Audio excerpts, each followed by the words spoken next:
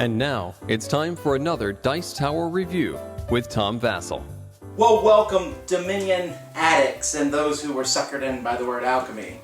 And this definitely is an expansion for the addicts. Not that I think that it's the best one of the series. In fact, I have quite the opposite feelings to that, but I think this is one that addicts will get because they want to complete their collection. Now, if you notice, this expansion for Dominion is a smaller size than the other ones, and it's because there's quite a few less cards in it. In fact, it's almost not worth getting because it seems so small as opposed to the other expansions, and I hope they never make one this small again. But this adds a completely different mechanic kind of to the game. Let's just look at it.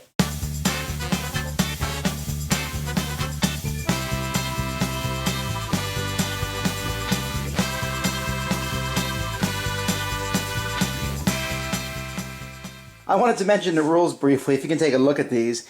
These are some of the wonkiest rules I've ever seen. Just look at all those different potions and coins in there. And I know that they're talking about how to play this game, but it will make your eyes bored to look at this, especially on the purple background. But what this game introduces is this card right here. This is the potion card.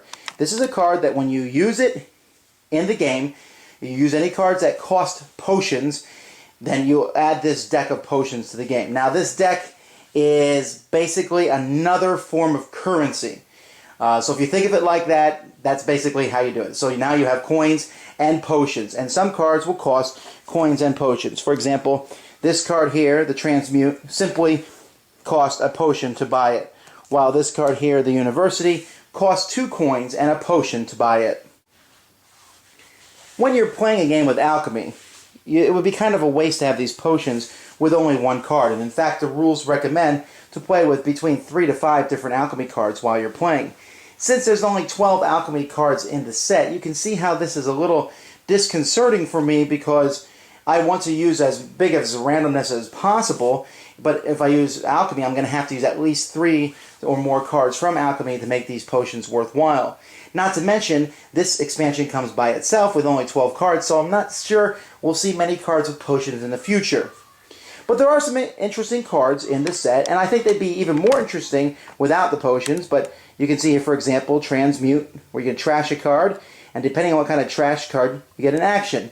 Well, that's not quite so useful, and I guess it's useful. I guess it's not that interesting. And neither is this Vineyard here, which is worth a victory point for every 3 action cards in your deck. Well, if you have a deck with a ton of action cards, which this promotes, I suppose that's worth it, but with the garden already in the game, I'm just not sure how that works. So you can see there are many different cards, and I'm not going to go over all the different cards that are included with the game. This one I find very interesting, and it's maybe my favorite card from the set, and that's the Golem. It lets you reveal cards from your hand until you reveal 2 action cards other than Golem cards, discard all the other cards, and play these action cards in any other order. So it's basically a +2 action, but you're pulling these other 2 action cards from the deck, so it's guaranteed 2 more actions, as long as you have them in the deck. I thought that was a nifty thing, something unusual to add. Then there's the Apprentice and the Familiar. And then there's 2 cards which are very interesting, but have been almost banned from anyone that I played with. The first is the Philosopher's Stone. It's a new treasure card, hurrah! And if you look, when you play this, you count your deck and discard pile. This is worth 1 gold coin for every 5 cards total between them.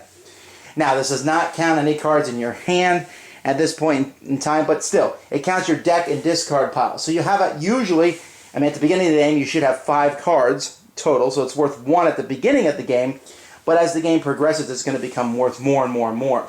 And since most decks end up with 25 cards, this is going to become worth 5 gold, at some point in time. But still, the fact that every time this card is played, every single card in the discard and draw pile are counted. This card really slows the game down. It's a neat idea. But it's not as hated as Possession is. Possession is one of the most expensive cards in the game, since it costs $6 and a potion.